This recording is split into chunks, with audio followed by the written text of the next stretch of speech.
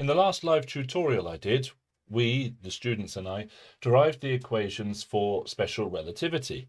But in those derivations, I did something I described as mathematical sleight of hand. Well, in this video, I want to clear that up. I want to derive the equations properly, without cheating, and I want to use just GCSE accessible mathematics to do that. So if you're interested in physics and special relativity, stick around.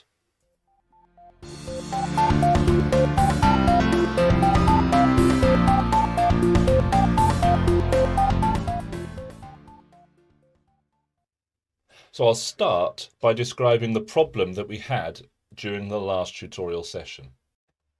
In that session, I said that the energy of a photon, E, was equal to Pc. And I said that's the energy of any massless particle. And I said the energy of a particle with mass that wasn't moving was m0c². And we could call that the rest energy. And then I did something a bit naughty. You see, it looks like the total energy of a particle, let's just call it E, but I've got too many E's here now, so let's call it ET, should just be the sum of these two, Pc plus m0c². But it isn't. Now, the mathematical sleight of hand I did was I said, well, let's use Pythagoras. I didn't mention this, and I just said, well, let's just suppose that we have a triangle where our rest energy is on one of the lengths, our energy associated with movement is on the other length, and then the hypotenuse will be the total energy. So this is our m0c², and this is our Pc. Then if you do Pythagoras on this, you end up with E² equals m0 squared c to the 4 plus P² c². These terms are usually written the other way around. But that's not quite true, is it? That approach. It was a quick way of deriving this equation that I could then use to derive the equation for relativistic mass. But there's a few assumptions that are made. The first is that this energy is for a massless particle, and this energy is for a particle that is not moving but does have mass. Those are two opposite ends of the spectrum. And so combining them isn't a straightforward thing. You can't just add them together. They're different extreme cases. On the face of it, you may say, well, it's fine, you can use Pythagoras. But why on earth are we using Pythagoras to add scalars? Now, adding two vectors that are perpendicular to each other using Pythagoras makes perfect sense because vectors have direction. So when you add two forces that act 90 degrees to each other to find the resultant force, and you want to know the magnitude of that, you can use Pythagoras, and you can use trigonometry to find the direction of that. But energy is a scalar. So why are we using Pythagoras? Well, the answer is we're not. It just looks like we are, and that's why I did that mathematical sleight of hand. So I talked to some of my friends. I have friends that work at the University of Cambridge, for example. I said to them, is there a quick and easy way of deriving the equation that you can see on the screen here? And the advice was to use 4 vectors or other things. And actually, the best advice that I thought was GCSE accessible was to derive the relativistic mass first, and then use that expression for relativistic mass to derive this. And so that's what I'm going to do in this video. I'm going to start from scratch and derive all of the relativity equations, including relativistic mass, from first principles. That mathematical sleight of hand, by the way, I should point out, is fairly common. You can see it in textbooks, and you can see it on videos all over YouTube. I didn't find any videos on YouTube that did what this video is going to do. A lot of videos, however, said, we'll just use Pythagoras, and you can't do that. It doesn't make any sense in terms of physics. It's cheating. So here we go. So let's start with Einstein's second postulate. And don't worry, the first postulate will come up later in this derivation. It was originally thought that you could use Galilean mechanics when adding together speeds. So the classic example, and I did this in the tutorial, was imagining that we had a rocket ship, and as this rocket ship flew past, someone was on the rocket ship, and they were observing light moving vertically in their plane, in their rocket ship, and they will have seen the light traveling vertically and timed how long it took with their stopwatch, how long it took for the light to go from the bottom to the top. But for an observer standing on the ground watching the rocket ship go past at a speed v, then they would see the light traveling diagonally. And they would see, well, the question was, would they see the light traveling with a speed that is greater than the speed of the person who was on the rocket ship? And Galilean relativity, Galilean addition of velocities would say yes. According to Galileo, would say that, let's say this is speed of light 1 multiplied by the time it takes to travel that distance. That's what's observed by this person here. He measures the time it takes to go that distance and works out what that speed is. Now, c times t, the speed of light times the time, is how far the light travels. And clearly that line is longer. And remember, this is Galilean, so this is not what's actually happening. So according to the person on the rocket ship, well, we've got a different speed of light, but it takes the same amount of time for the light to travel from the starting points, which I've coloured blue, to the ending point, which I've coloured green. And the rocket ship moves to the right at a speed v and t. It takes the same amount of time. So according to Galileo, time is the same in all cases, and in order for this to work, for these distances to actually work, the speed of light has to be different. And Einstein's second postulate says, well, that's not the case. According to Einstein's second postulate, it's the speed of light that is invariant. The speed of light is the same. And so what we'll say is, because the person on the rocket ship is measuring a time where the experiment is taking place, that's a little bit small, I'll redraw that. That's better. Because the person on the rocket ship is measuring in the reference frame, which is stationary relative to the experiment. And by reference frame, we're saying if we drew a grid with distances and, with space and time on it, a grid, a picture, a map, then that map is stationary, whereas here the map is moving across to the right. The coordinate system is moving across to the right as this person is observing it. So this person measures a different time. And the time that the person on the rocket ship measures, we can call proper time, and the time that the person on the ground measures, we can call relativistic time. According to Einstein's second postulate, the time measured by the person on the rocket ship is the proper time, there we are, but the speed of light is invariant, so its c is the same for these two lengths. And also, as the rocket ship moves across to the right at a speed v, the person on the ground is watching this rocket ship move past, and they think it moves past a distance v times t, because they're measuring the time there.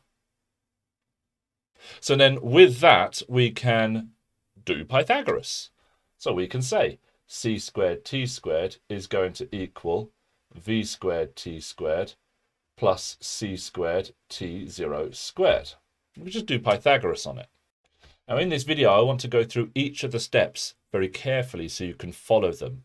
I don't want you to think at any point I've done any mathematical sleight of hand. So I've subtracted this term from both sides. And that's where this comes from. I've then factored out the t. Okay, so the next thing I'm going to do, scroll down a bit, is divide through by c squared minus v squared. Just like that. And then finally, there's a clever trick we can do over here, which I'm going to do now. Let's have a bit more room. I mean, first of all, I'll just write it like this so it's a bit easier to see what's happening with this trick. But then I can do something to the numerator as long as I do the same thing to the denominator. So if I divide the numerator by c squared, I have to divide the denominator by c squared. Well, c squared over c squared is 1, c squared over c squared is 1, and v squared over c squared is v squared over c squared. So I'm just going to divide the numerator and denominator by c squared. And I've actually just noticed I made a mistake. That should be squared there. Okay, so we're basically there now. All I have to do is take the square root, because remember this was t squared. That is the time measured by the person who was not on the rocket ship, who thought the experiment was moving, where the light was travelling from one place to another. And over here is the time for the person who was in the same reference frame as the experiment. They thought the experiment wasn't moving. So if I just take the square root of that, and actually normally we wouldn't bother writing it like that. We would write down t equals 1 over the square root, because the square root of 1 is 1. Not sure why, it's just the way it tends to be presented.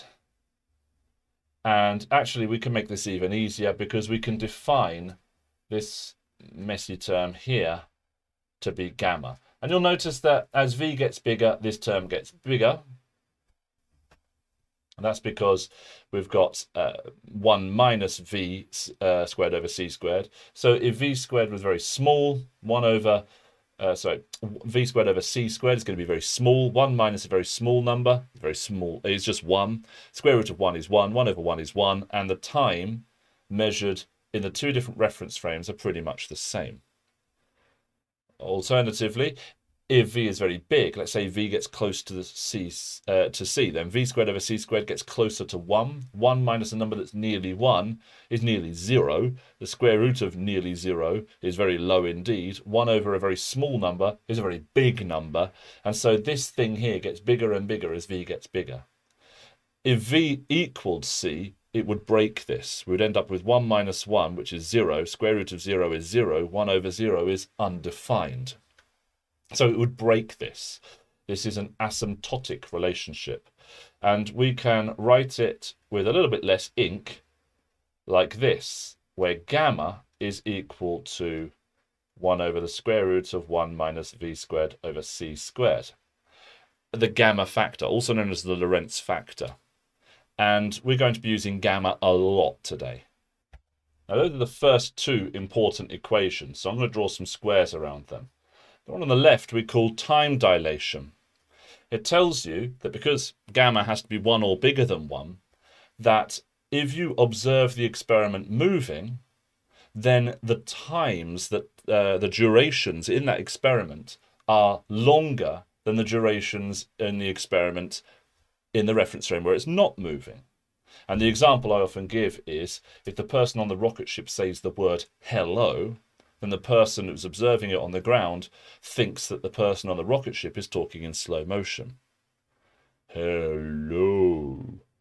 But from the point of view of the person on the rocket ship, the person on the ground is moving backwards at a speed v. So if the person on the ground then replies hello, the person on the rocket ship thinks the person on the ground is talking in slow motion. Each person thinks the other person is talking in slow motion. It's a bit weird to get your head around. Right, well, they're the first two equations. Time dilation, we call this, and the Lorentz factor. So next we're going to look at length contraction. The only way to make this work is if time is dilated, length has to be contracted. And I might do a video a bit later with Minkowski diagrams to demonstrate why that's so using the Lorentz transformations. And we'll derive the Lorentz transformations in this video. But to start with, let's just say that if you want to measure the speed of something, one of your instruments has to move. So take this ball, for example, moving to the right at a speed u. If I want to measure the speed of it, I need two instruments. One is a ruler, one is a stopwatch. So if I want to measure the speed of this, I could lay the ruler out so that the ruler isn't moving. As the ball moves, I have to move my stopwatch from here when I start timing to here when I end timing. And you might think, well, you don't do that. You just move your head. Well, if you want to avoid parallax error, you'll move the whole thing. So I'm observing it here, and then I'm observing it over here on the right. That means that the stopwatch has to move. So we have a moving stopwatch. The other way of measuring the speed would be to have the stopwatch on the ball that is moving. So if I place the stopwatch there, and I imagine I'm sitting on that ball timing, then the ruler has to move past me. So the ruler is then moving. And so we've got some sort of motion. Either the stopwatch is moving or the ruler is moving. And if we accept that moving stopwatches run slower, then our velocity u is going to be equal to some distance that the ball moves divided by its time as measured in the ball's frame of reference. That's a moving moving ruler and a stationary stopwatch. Or we have a stationary ruler, and remember, stationary instruments we'll say measure proper values, so proper time, proper length, this is a proper length, divided by relativistic time, or a dilated time. So here we've got either the stopwatch is stationary, or the ruler is stationary, and therefore either the ruler is measuring a contracted length, or the stopwatch is measuring a dilated time. So we can take that expression and we can substitute. We know that t equals gamma t naught, so let's put that into this part here, and we end up with L over t naught is going to equal L naught over gamma t naught. And the t naughts on each side cancel. You multiply through by t naught. And so you end up with the expression that length, contracted length, relativistic length, is 1 over gamma multiplied by the proper length. That's the length measured in the reference frame where the ruler is not moving. And that is the third of the important equations for relativity. Quite straightforward to derive it once you've got relativistic time, dilated time. It's quite straightforward to derive contracted length. And it's contracted because you're dividing the proper length by gamma, and gamma is always going to be 1 or larger. So divide by a number that's larger than 1, the number gets smaller, so the contracted length. Well, clearly there's a relationship here between time and space, and in relativity we often refer to that as space-time. The thing about space-time is it's not quite straightforward. The relationship between time and space is a little bit more exciting.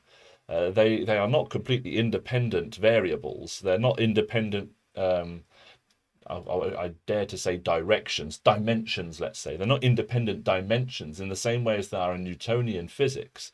They're very, very different.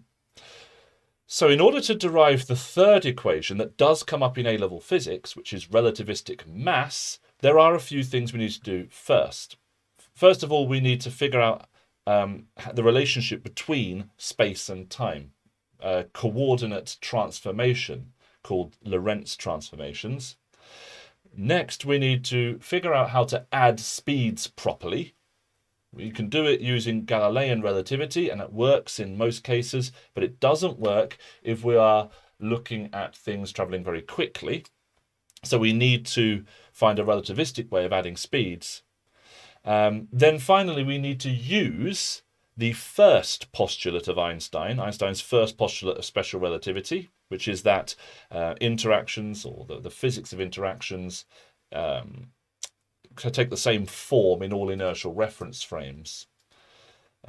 We need to use that first postulate in order to calculate what relativistic mass is. Now, because that's quite involved, usually physics teachers won't bother. They'll just say, okay, and here's relativistic mass. And the students will lap it up and say, oh, yes, sir, yes, sir. Oh, yes, miss, yes, miss. Actually, there's a bit more in it than that. What I did in the tutorial is I cheated and worked backwards, which raised more questions than it solved. And that's what most people do. So here, for what may be the first time on YouTube, I'm going to work forwards. Let's start by deriving Lorentz transformations using GCSE level mathematics. So I've given myself a bit of space here on the screen, and I'm going to draw a coordinate system where I've got a distance here on the x-axis and a time on the y-axis. So it's a bit like a distance-time graph, except time and distance are the other way around. And so this is going to be measuring time. This is going to be measuring a distance. I'm just going to call it x. And we're just going to work in 1 + 1 dimension. So 1 spatial dimension, 1 time dimension. You can do this for 3 + 1 dimensions, but we're doing this at A level. Let's call this reference frame the stationary reference frame. Remember, it's all relative, but let's imagine that's the reference frame we are in. And we observe something. We observe an event. And this event, let's label it event A, takes place some distance away from us. Let's call it x. And at some time. Let's call it t. So let me move this around a little bit. There we go. So that's the event there. Sorry. Then what we do is we consider the same situation, but from an observer who is moving. So as they are moving, their coordinate system of space and time is moving past ours. Now, moving reference frames we usually refer to as primed reference frames. And that's what this little dash means, prime. So we've got space-time again, with time prime, space prime, and we can measure some coordinate here. Let's call it x prime as measured on this reference frame, and t prime as measured on this reference frame. And you can see the origin of the reference frame is also displaced from the origin of the reference frame that is stationary. So the reciprocal of the gradient of the line I've just drawn in blue would be the speed of the primed reference frame relative to the unprimed reference frame. The reciprocal because this is time versus space on this graph rather than space versus time. And we could then use this system to map the location, I'll use the word location carefully, the coordinates of event A from one reference frame onto the other. So I'm just going to move some of these labels. Let's say that this is x, which is the coordinate of the event on the unprimed reference frame. We've also got that as x prime, and the reason why it is displaced a bit is because the coordinate frame itself is moved. This event happens so many seconds after we started looking from the non-moving observer, and from the moving observer, in the same amount of in that amount of time, they've moved that far, and the event for them happened t prime seconds after they started timing things. So we can label all that later, but I'm just going to stick with distances for now. So the distance that the primed frame has moved relative to the unprimed frame, if both these origins started in the same place between starting timing and then this event occurring, the distance in the unprimed frame is going to be vt, and then it looks like it's vt, that's the distance that the primed frame has moved, plus this primed distance, x prime. That's what it looks like. And, you know, if we were in Galilean relativity, that would work. The total distance is vt, the distance that the frame has moved, plus x prime, the extra bit of distance in that frame. However, it doesn't quite work that way in relativity. Because the primed reference frame is moving, that ruler that you're using to measure that distance is moving, the primed reference frame measured value is contracted, shorter. So what we can now do is rearrange this equation to get x prime as the subject. And I'll do that by subtracting both sides by vt, or subtracting vt from both sides, sorry, x prime over gamma, and then multiplying through by gamma. When I multiply through by gamma, I end up with gamma, open bracket, x minus vt. Now that is the first Lorentz transformation. It's the way of calculating the coordinate in the spatial dimension of an event when you know the coordinate in the stationary reference frame of that event in the spatial dimension and the speed that the reference frame is moving. And I'm afraid you also have to know how long in the non-moving reference frame since the event, between when you started recording and when the event happened. And you've got this gamma factor. So it looks a bit confusing. And I get that. It is a bit confusing. Remember, this event happened some period of time after we started timing. And it occurred some distance away from our origin. And a moving reference frame records that event with a different distance and at a different time. And according to Galilean relativity, the time would be the same, and therefore we just end up with x equals vt plus x prime. According to Einstein and special relativity, time is dilated for a moving reference frame, space is contracted for a moving reference frame, and you can use this to figure out the spatial coordinate of this event on the primed reference frame if you know all the coordinate information from the unprimed reference frame. Okay, well, let's do it the other way round. Let's say we want to know what the coordinate is in the spatial dimension of that event in the unprimed reference frame when we know all the details for the primed reference frame. Well, in that situation, the reference frame we've described as primed, we can imagine is now stationary. And the one we've called unprimed is moving backwards. Remember that everything's relative. So if you're now sat in the green reference frame watching this, the R primed reference frame, you're going to think that the R reference frame is moving backwards at a velocity minus v. So we can actually use exactly the same approach here, but now instead of vt, it's minus vt, and the reference frames are switched around. So we now have an expression that says that in the primed reference frame, which now we're calling stationary, we're sat on that reference frame, then we're going to have the distance as it is measured, the distance that the unprimed reference frame has moved, which is now minus vt prime, because we're measuring it in our reference frame, but then plus the distance x. But x is now contracted from our point of view because the unprimed reference frame is moving backwards.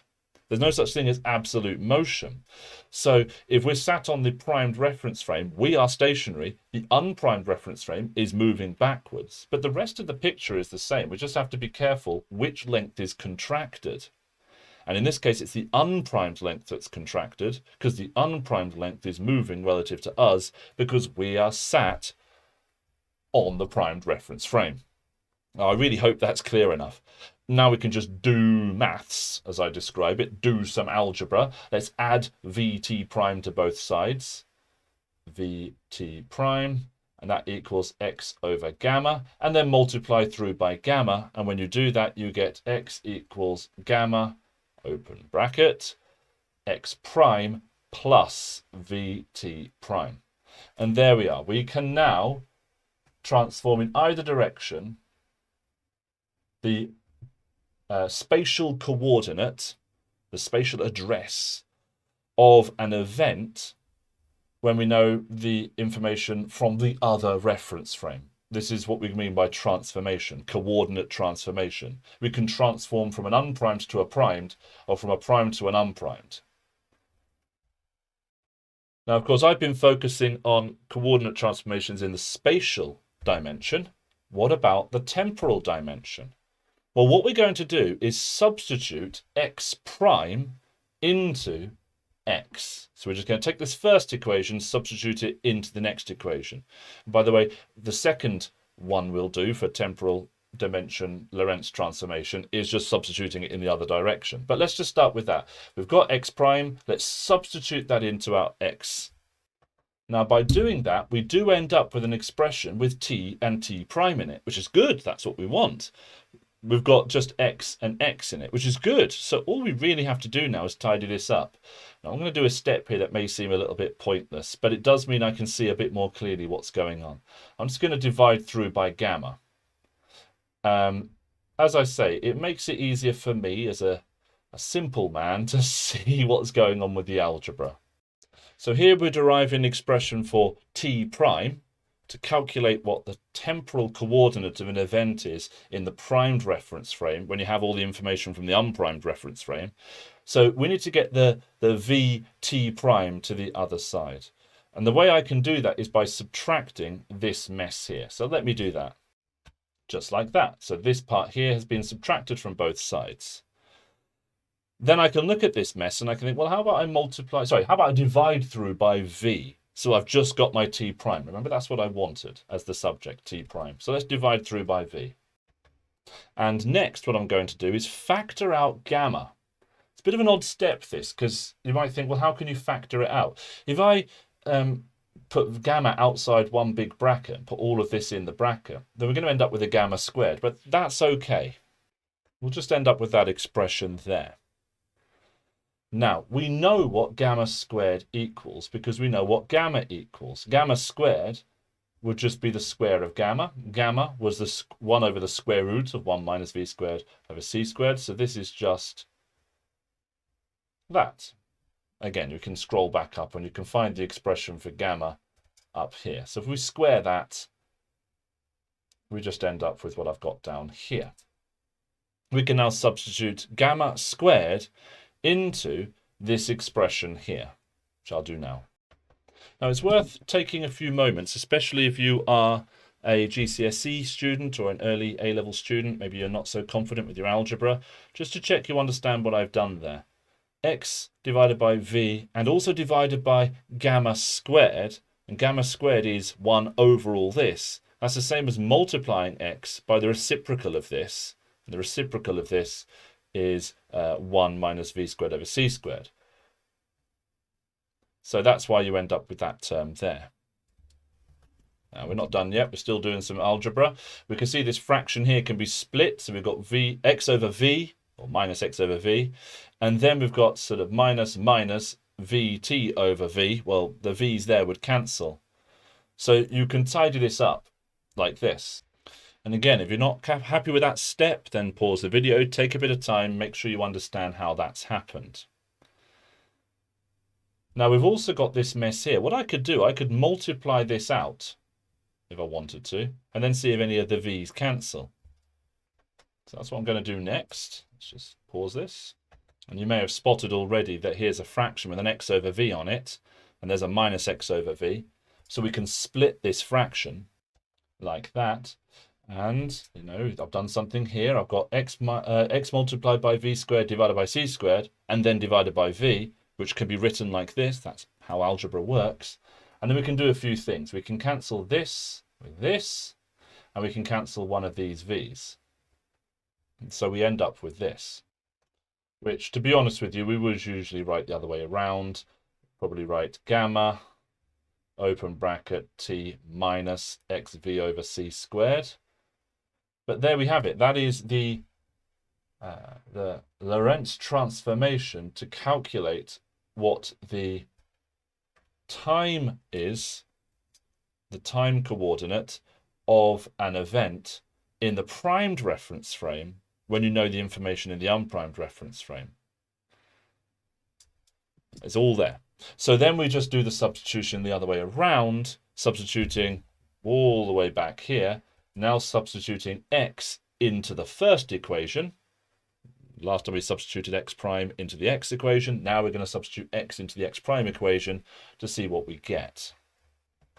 So originally we had x prime equals gamma x minus vt. And we're going to substitute into that x equals gamma x prime plus vt prime.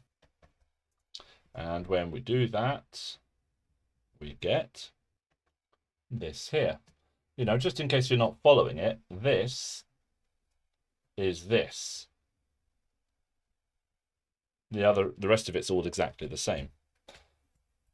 Okay. So then we do exactly the same algebra as we did last time. We can divide through by gamma and try and tidy this up. And I'll do those stages. So let's divide by gamma.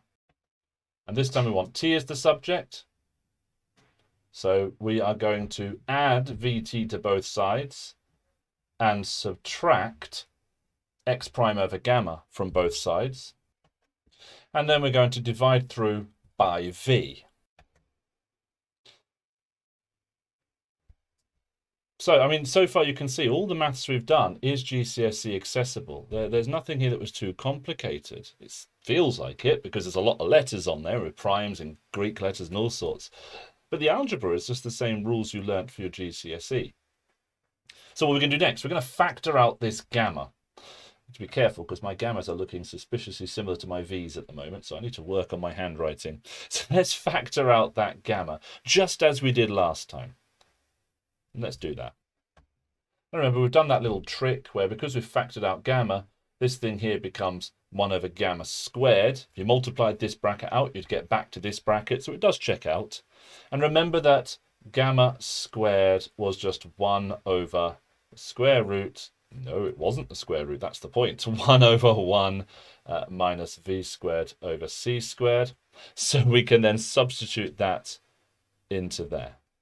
And working from left to right, we've got our gamma, we've got our x prime over v, because we can separate out this fraction, v t prime over v, where of course one of those v's is going to cancel. Then we've got this minus thing here. We do have to be a bit careful here. So then we end up with our x prime, and we're going to have to open bracket, 1 minus v squared over c squared all over v, just like that. I'm going to multiply out this bracket here like this. Just as before, we end up with this. And do be careful of these signs. It's important you don't accidentally put a minus there. It's minus, minus. So that cancels with that. One of those v's cancels. And we end up with that expression there. Incidentally, I've just noticed on my working that I had actually made a mistake with one of the signs here, but then had corrected it later. So, you know, these mistakes do crop up. Just be aware of them. And if you spot any mistakes in my working, do let me know. I don't think there's any mistakes in what I've done here today in the video, but I do make mistakes. Let me know in the description if I do.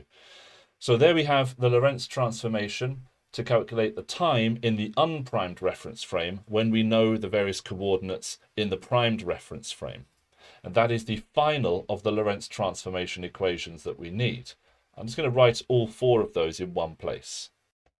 Now, deriving these four Lorentz coordinate transformations that you can see here isn't part of the A-level specification. Perhaps it should be, but it isn't, and you won't be asked to do it. But it really shows you how the coordinate of something in one reference frame in the spatial dimension doesn't just depend on the spatial dimension. It also depends on what's going on in the temporal dimension and the relative speed between the reference frames. So it's a really good bit of physics to look at. Now, before we can look at the first postulate, which is the idea that all laws of physics take the same form in all inertial reference frames, we need to be able to add speeds together.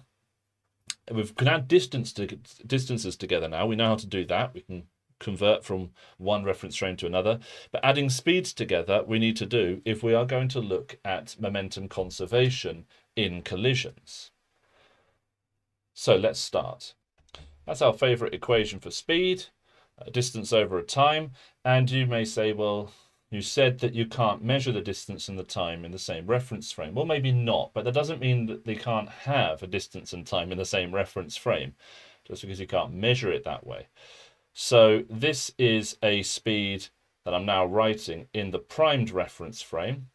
And over here is a speed in an unprimed reference frame.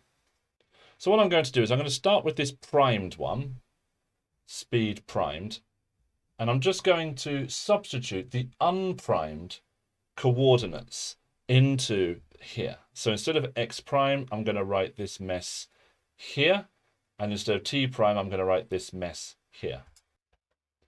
So we end up with that.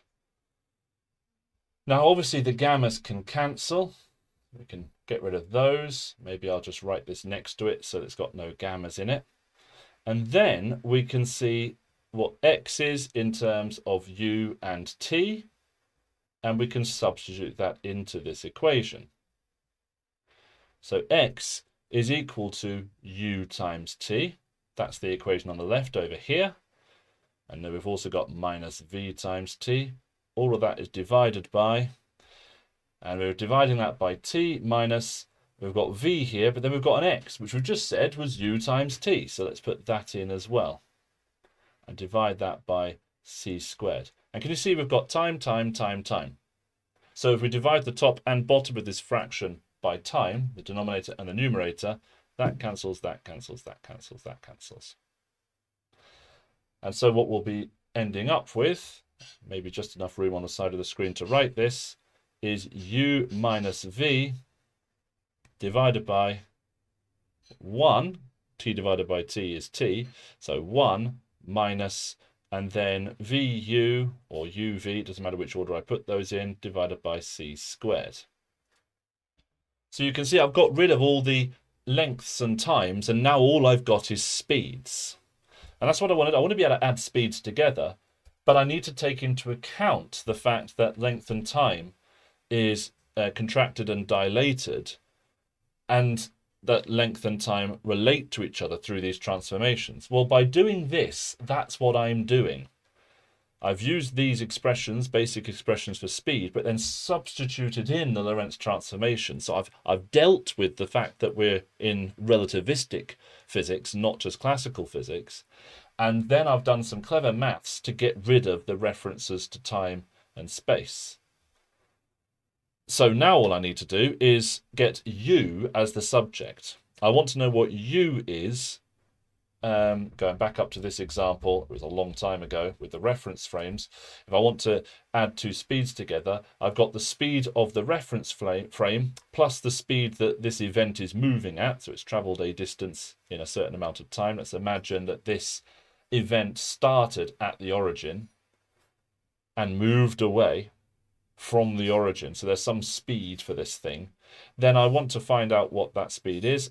I can't just add the speed of the reference frame to the speed of that movement in that reference frame to find the speed from the other reference frame. I've got to use relativity. And that's what we're going to do. So we're going to get u as the subject.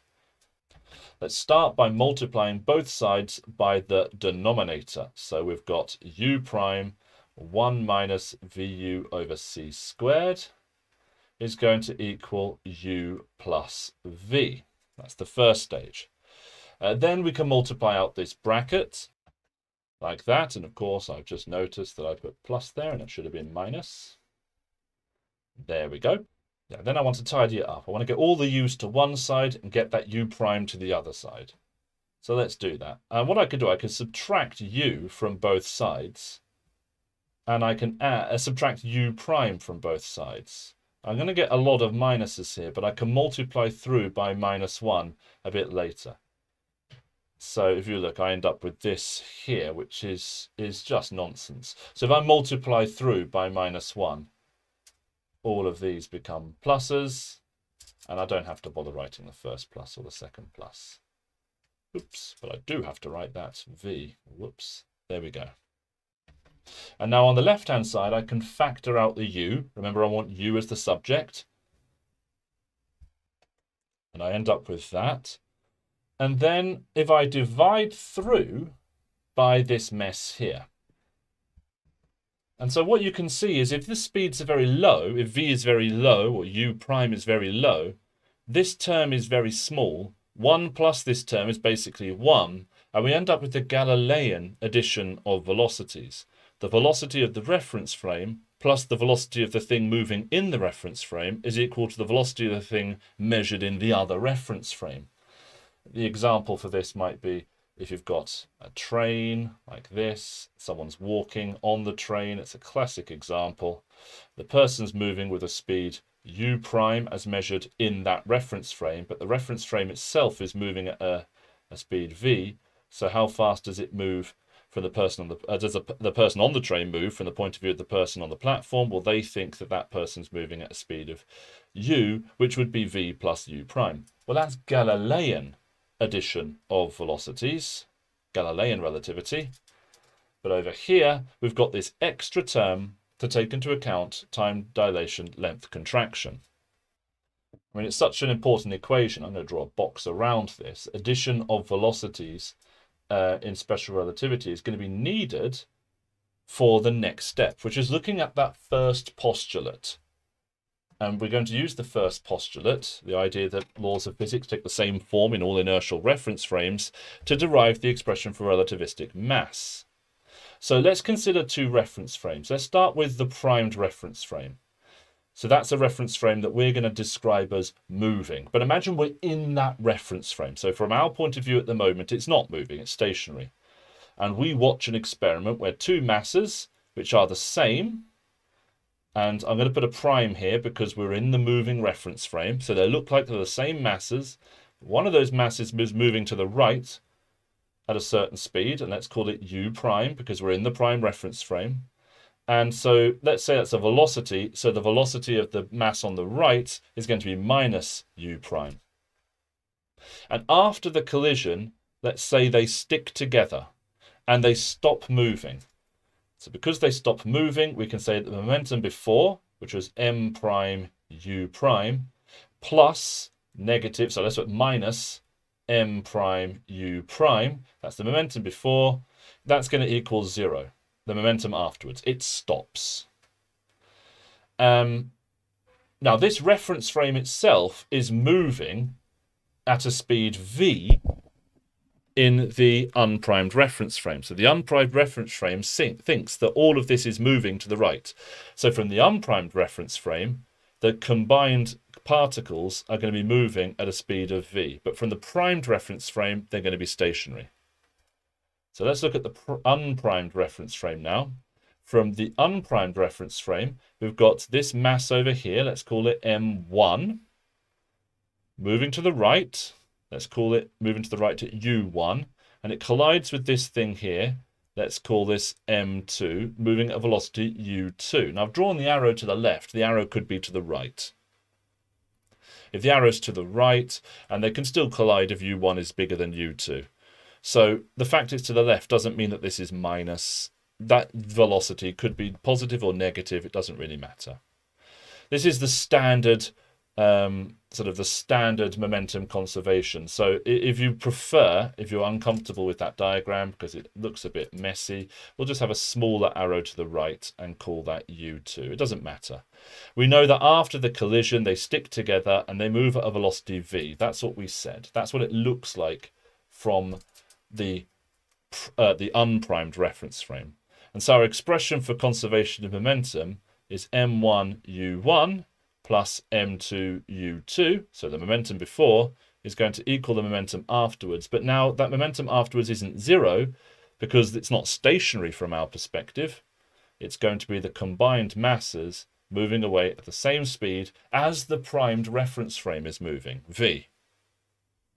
So it's a bit difficult to look at initially. You've got these two situations, which I might just draw a very faint line between, so you can clearly see that the top of this line is the moving reference frame. It looks like the particles are traveling at the same speed. It looks like they're the same mass traveling towards each other. They collide, they stick together, and they stop.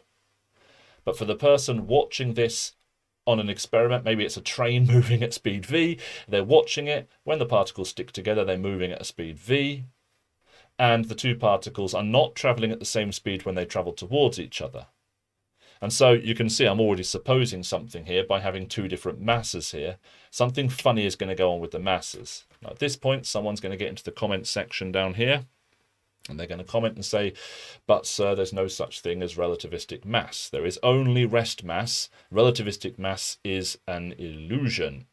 And yes, you're not wrong. It's not really a thing, but it is a useful machine that we can use to make predictions. I mean, that's all physics is.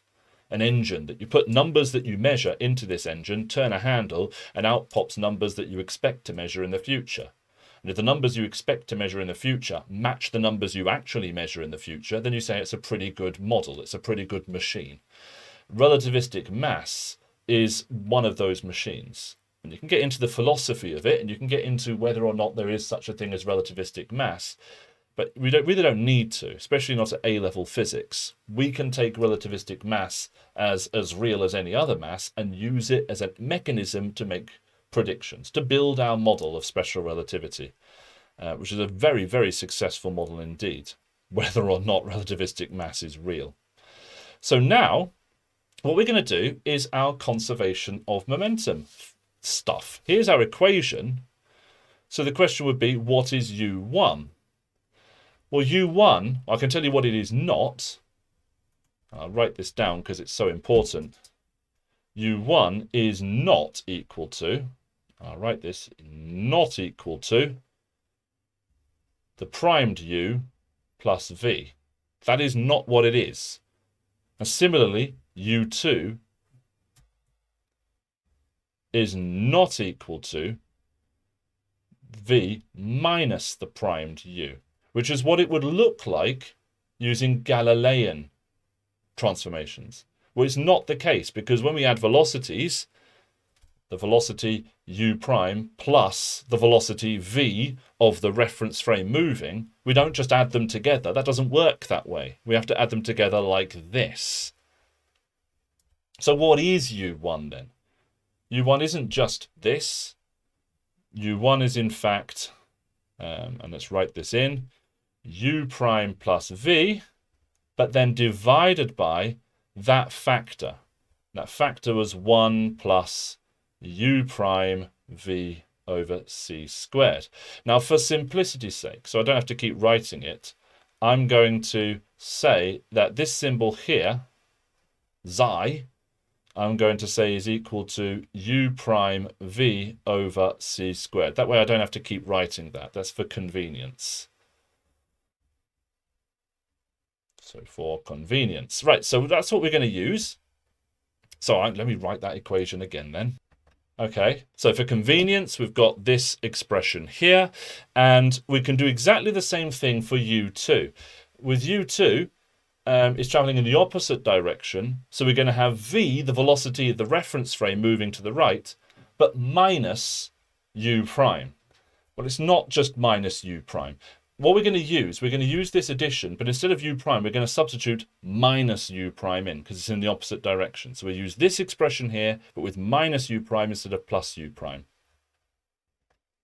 And so the expression is going to be minus u prime plus v, minus seems to have vanished there, and then divided by 1. And then instead of plus this term, because it's minus u prime, we can say it's minus this term. So 1 minus xi. Okay, so now we can substitute those back into our expression here for conservation of momentum. And you end up getting m1, and instead of u1, it's not u1 anymore, it's this mess here.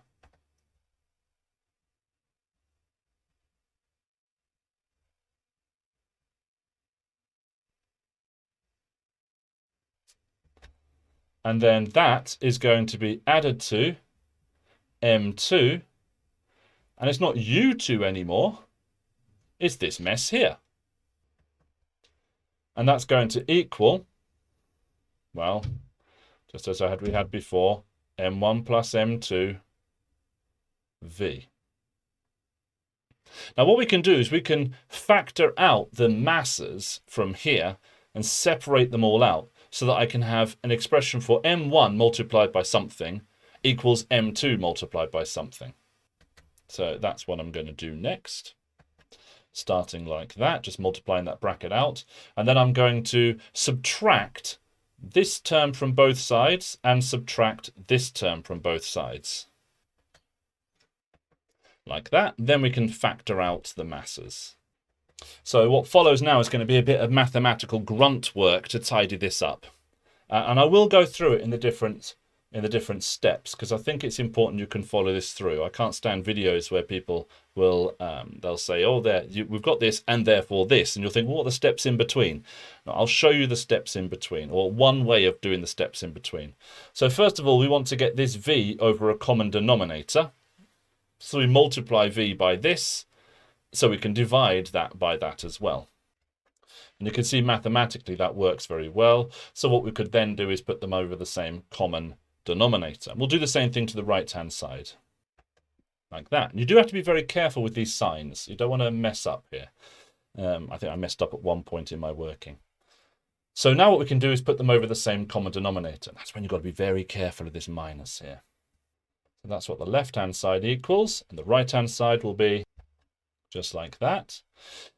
And then, well, there's some other things we can do here. We can multiply out these brackets. So let's, the brackets within the square brackets. Multiply out this one, we can multiply out this one. So let's do that.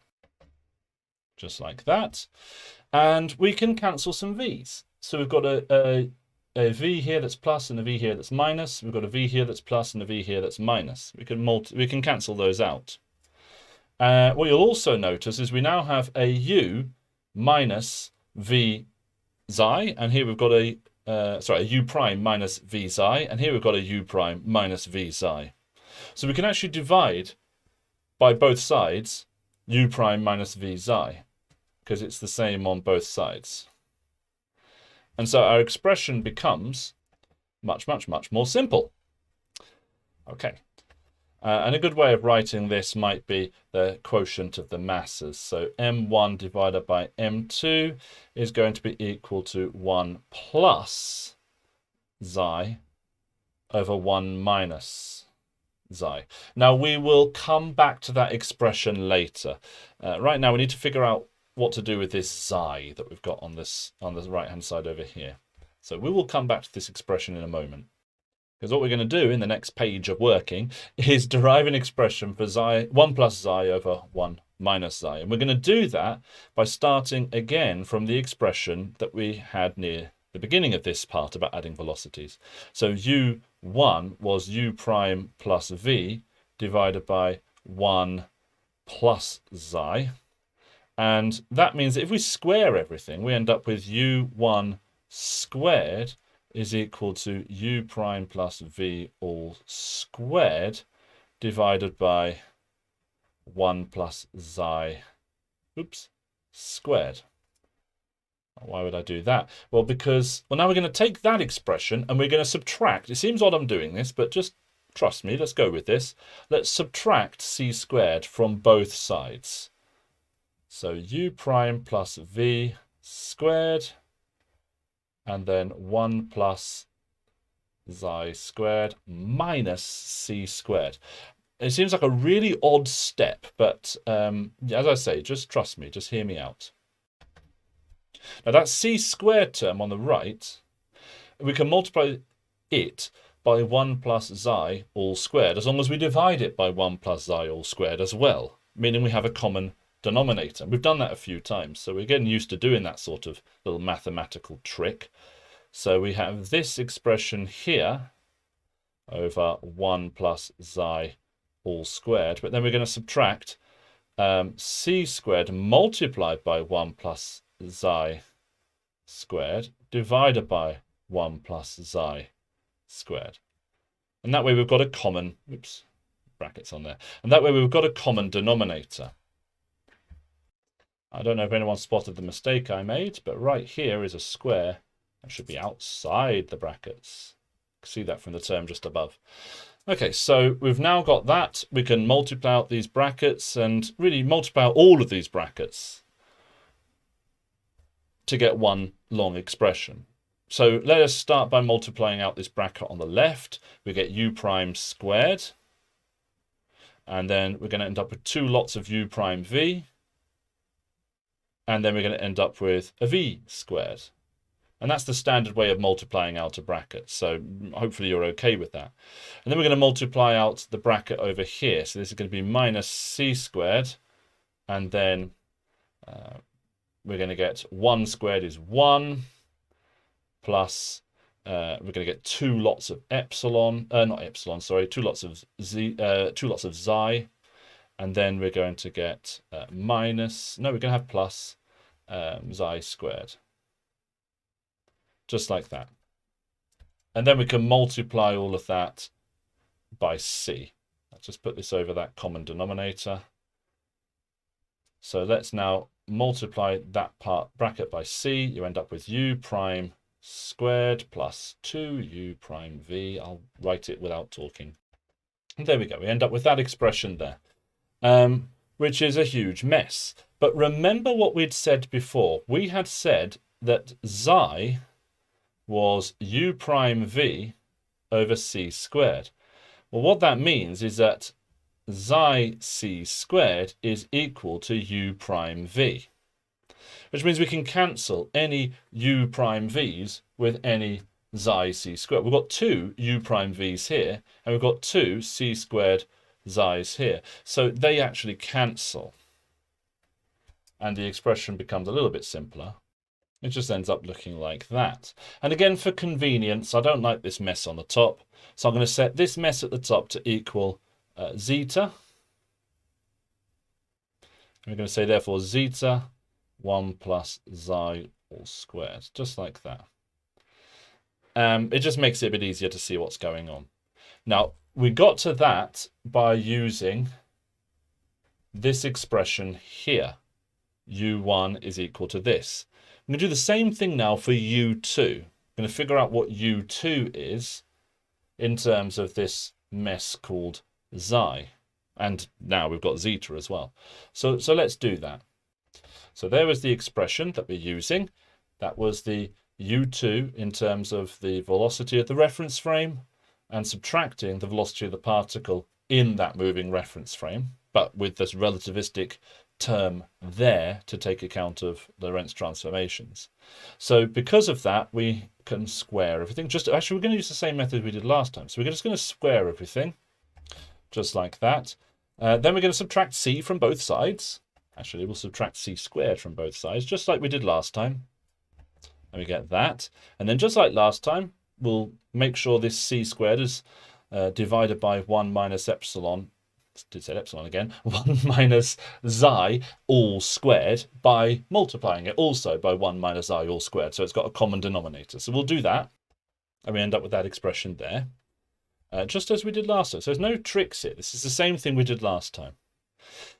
Then what we're going to do, we're going to multiply out all these brackets. And you've seen it done once. So I'm not going to over-labor it this time. I am just going to explain what we're doing, but then do it, because it might be a bit quicker that way. So talking it through, minus u prime multiplied by minus u, let's go from this one here, minus u prime multiplied by minus u prime is u prime squared. So minus u prime multiplied by v, and then v multiplied by minus u prime gives us minus 2 u prime v, and then v multiplied by v is v squared. And then over here, we've got 1 multiplied by 1 is 1, also multiplied by minus c squared is minus c squared. Then 1 multiplied by xi and xi multiplied by 1. So 1 multiplied by minus xi and minus xi multiplied by 1 is going to be minus 2 xi, but then multiply that by minus c squared, you get plus 2 xi c squared. And then minus xi multiplied by minus xi is xi squared, multiplied by minus c squared is minus xi squared c squared. So that's how we end up with that expression there. You might have to play that back in slow motion to follow it. But remember, just as before, we'd said that xi was equal to u prime v divided by c squared. So we can substitute, well, we can rearrange that. Sorry, xi multiplied by c squared is u prime v. Now we can look at where the things cancel.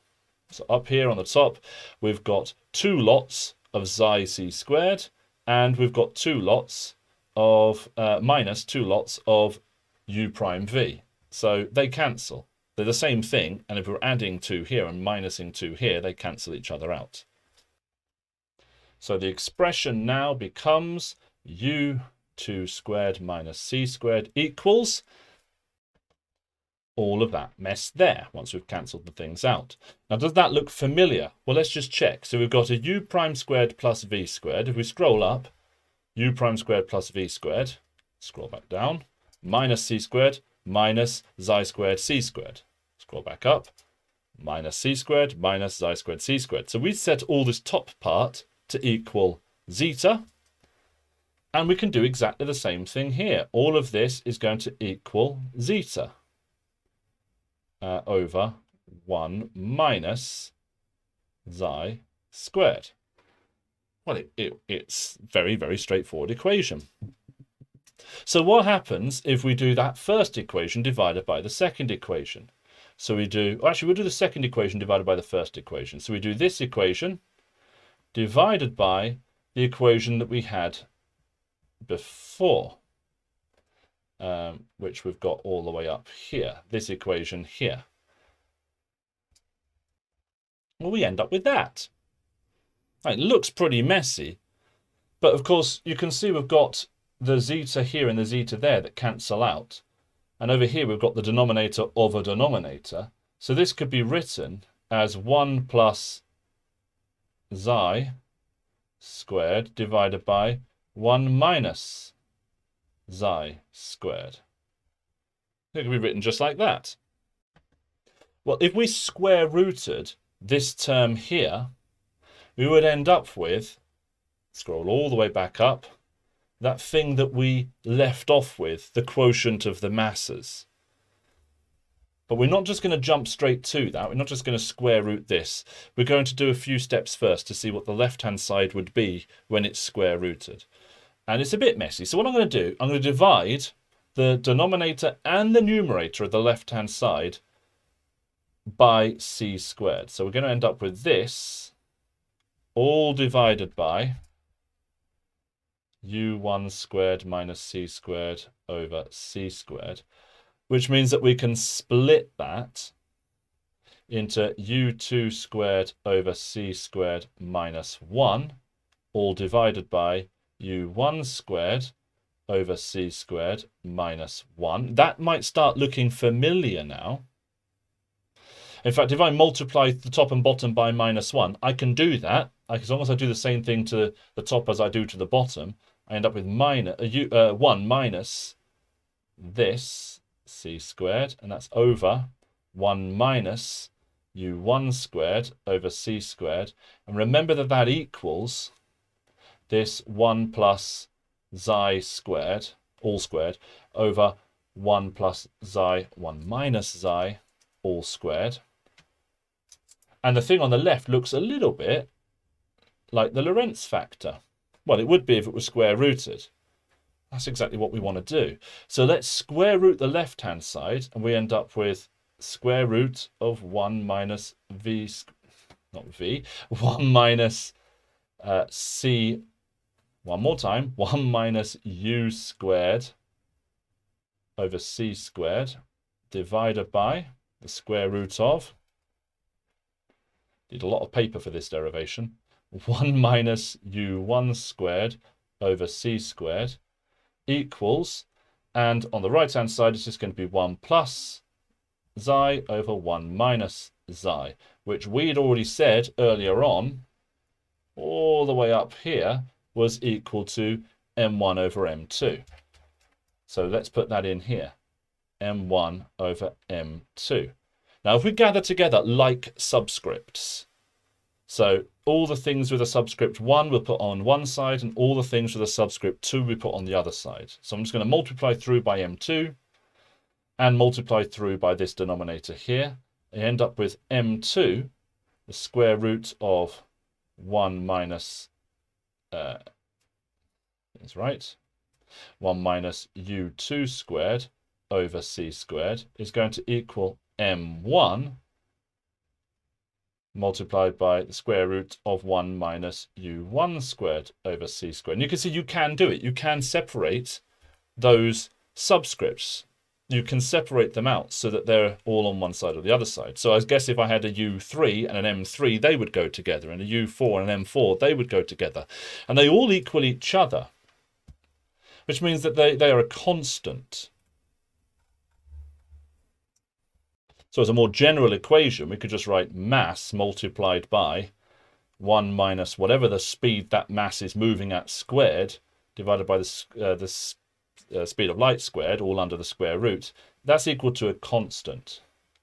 Well, let's have a look at what that constant is. When u is equal to 0, u squared is equal to 0, u squared over c squared is equal to 0, 1 minus 0 is 1, the square root of 1 is 1, and so this is equal to the mass, m, when the speed is 0. We can call that the rest mass. So rearranging this equation, we can say that m is equal to 1 over the square root of 1 minus u squared over c squared multiplied by m0. And, well, we've already got a name for this thing. It's called the Lorentz factor. And so, although it took a lot of time and many, many pages, that is the derivation, or a derivation, of relativistic mass. Now, if you've got a better derivation, a quicker one that uses less paper and takes less time, I encourage you to please describe it in the comments section. Go ahead, share it with everyone. Everyone benefits. This derivation is GCSE accessible. None of the algebra was beyond GCSE level. Okay, it was a little bit on the complicated side to follow, but it was just basic algebra. So we're now going to go one step further, because now we've derived relativistic mass. Remember, we started this huge journey many pages ago with this problem. We can't just chuck Pythagoras at scalars. It doesn't make any sense. So we now need to derive this equation, the relativistic energy equation, now that we have relativistic mass derived. Okay, let's do this. First of all, we've got momentum. The classical physics equation for momentum is mass multiplied by velocity. However, we know that mass, well, if it's moving, we have a different mass. Well, it's not quite true, but we have relativistic mass. multiplied by velocity, which we could write as m0v over the square root of 1 minus v squared over c squared. What we're going to do is we're going to get v squared as a subject, and then we're going to do the same thing for energy, get v squared as a subject, so that we can equate energy and momentum equations to, well, v squared equals v squared, to get rid of the v squared. That's what we want to cancel out, the v squared. There was no v squared or v in that relativistic energy equation. So we're going to square this to get momentum squared is equal to m0 squared v squared over 1 minus v squared over c squared. Then we're going to multiply through by the denominator. So we get p squared 1 minus v squared over c squared equals m0 squared v squared. Then we can always multiply out that bracket. So we end up with p squared minus p squared v squared over c squared is equal to m0 squared v squared. And then we can get all the terms with v to one side. So we'll end up with minus m0 squared v squared minus p squared v squared over c squared equals minus p squared. It doesn't have any v squared on it, so we'll get that to the right-hand side. There's a lot of minuses there. So let's multiply through by minus 1. These all become pluses, so I needn't write these. And then let's factor out the v squared. So we get v squared and m0 squared plus p squared over c squared. It's going to equal p squared. And then we can divide through by that term there. So we get v squared equals p squared divided by m0 squared plus p squared over c squared. Well, isn't that pretty? That's the first expression. Then what we want to do, let's call this equation number 1. Then what I want to do is to, working from very basic equations like we've done here. We started with momentum. We're going to do the same thing with energy. And so the energy equation, that the world's most famous physics equation, is E equals mc squared. But here, the mass is relativistic. So we probably should write gamma m0 c squared. And of course, that will be equal to m0 c squared divided by the square root of 1 minus v squared over c squared. Okay, let's square everything. And we get that expression there. Then I want to gather up all my terms. No, now I want to multiply by this denominator. So let's do that. Just like that. Then I'm going to multiply out this bracket. Just like that. Then I'm going to gather my terms that have v squared in them. Well, there is only one term with v squared in it, so I've just got to subtract e squared from both sides. But it's negative, so maybe I'll multiply through by minus 1. And if I do that, that becomes positive, that becomes negative, that becomes positive. And then maybe I'm going to want to multiply through by c squared, divide through by e squared. And just be careful with these signs here. Have a look what I've done. So I've sort of taken the minus outside, so it's there. Well, let's call that equation 2. So I've now got the two equations. Equation 1, which equals v squared. Equation 2, which equals v squared. So equation 1 equals equation 2, which I could write as p squared over c squared. Okay, didn't read it all out, just got it done quickly. So now I need to multiply through by the various denominators to get them off there, because denominators are hard to work with. Multiply through by e squared and multiply through by this denominator at the bottom here. And you get that mess there. Then we can multiply out, if we, well, let's multiply out this bracket on the right first. In fact, what do I mean? Let's multiply these two brackets together, and we'll leave c squared outside. That's what I mean by that. Or minus c squared outside. So let's leave the minus c squared here and multiply out these brackets. Oh, that's a lot of ink. Yeah, that's a lot of there. Anyway, there's the expression. Let's not very well written, but that'll do. Now I'm going to multiply through by that minus c squared there. And we get that expression there. And remember that this was all equal to e squared p squared. And so this e squared p squared will cancel with the e squared p squared on the other side. And now you can see what we can do. Each of these terms has at least an m squared in it, and each of these terms has at least a c squared in it. So if we divide through by m squared c squared, doesn't do anything to the 0. That m squared disappears, that m squared disappears, that m squared becomes, sorry, that m4 becomes an m to the power of 2. This c squared disappears, this c squared becomes a c to the power of 4, and this c4 becomes c to the power of 2. So all I was doing is dividing by m0 squared and dividing by c squared. And I ended up with minus c to the 2, p to the 2, minus m0 to the 2, c to the 4, plus e squared. Now I'm going to add these two to both sides and just write it the other way around. We've got e squared equals p squared c squared plus m0 squared c to the 4, which is exactly what we wanted to derive. So from first principles, a bit of Pythagoras, and some very clever algebraic manipulation, we've arrived back at the relativistic equation. And the only Pythagoras we did was right at the start on vectors, which we're allowed to do. That's what we're supposed to do. I'm going to scroll quite a long way here. Here it is. The only Pythagoras we did was on these displacement vectors. So what can we do with this equation? What's special about this equation? Well, let's have a look at two particular cases. First of all, the case where a particle is at rest. When a particle is at rest, this term will equal 0. If that term equals 0, so when p equals 0, we end up with e squared equals m0 squared c to the 4, which when you take the square root of it is e equals m0 c squared, which is exactly what we'd expect to get. And that's what we do get. And we can verify that with pair production, annihilation, and so on. The second extreme case is what happens when our mass term here is equal to 0. So when our mass is 0, in other words, we're looking at photons, for example, then we end up with e squared equals p squared c squared, which when we take the square root of it gives us e equals pc.